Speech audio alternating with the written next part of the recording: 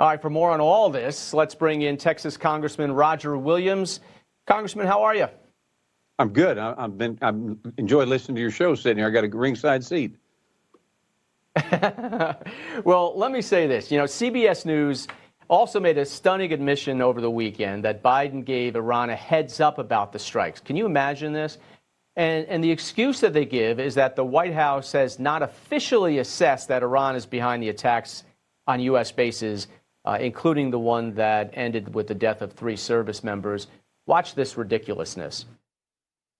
A lot of those IRGC Quds Force trainers have left Iraq and Syria knowing this was coming, and that is also intentional by the United States. The U.S. has not assessed that Tehran directed this attack, but President Biden did say he holds Iran responsible for providing the weapons and the assistance to the militias that did. So they are drawing a distinction there, and part of this attempt is to avoid a direct conflict with the state of Iran, instead taking on these proxy forces.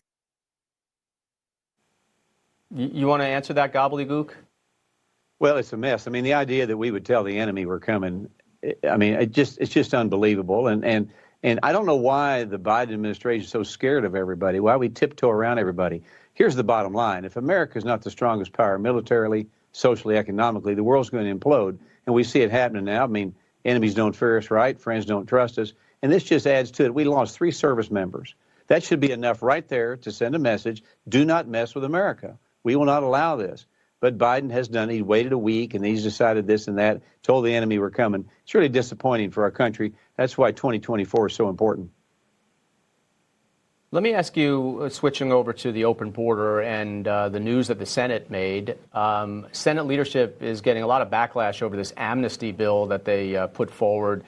The lead negotiator, Senator James Lankford, was on Wake Up America earlier today. Here's what he had to say in response to the criticism about one of the more controversial pieces of the bill, the number 5,000 threshold for illegal crossings. Listen to that. So people misunderstand this. They think this is about counting the first 5,000 and then stopping everyone else after that. Well, that's ridiculous. We would never, ever support that. This is about having a threshold to say we're exceeding our capacity to be able to manage. Okay, well, let me just do simple math, too. I did it. 5 times 365 days, that comes out to 1.8 million people. And before the threshold really gets kicked in, I mean, we're basically saying, come on in, and when we get a little too high every day, we'll seal the border. No, it's unbelievable. And I've got a lot of friends in the Senate. Senator Lankford's a good friend of mine, but they're wrong on this. I mean, when did we all of a sudden become a country with no laws? And why can't why can't we abide by the laws?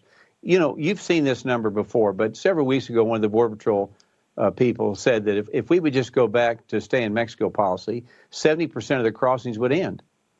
Title 42 works, judges works. And if we just go back to the laws we have now, things would slow down. But the idea of bringing, and the number is 5,000, the idea of letting 5,000 freebies come in here every single day is unbelievable. When you got people waiting in line for years to become citizens, really upsets me because, look, if we got one person that comes over here illegally, that is wrong. That is a mistake. People must come to the ports of entry, not between. And we've got to say we're a land of laws, and we're going to rule by the laws. But this whole thing's out of whack. When that's the best they can come from the Senate, we need to get our own bill. And look, at H.R. 2 will handle everything. You know this. If they just address H.R. 2 that we got out of the House months ago, it would also fix this very thing. So I'm afraid there's a lot of our friends that just are not serious about letting the bad guys in. These people are coming over here not to get work. These people are coming over here to destroy America, and they're not going back. H.R. 2, the Senate never even wanted to take it up. So they've got something sitting there if they'd like to. Congressman Roger Williams, west of Fort Worth, thanks for being on.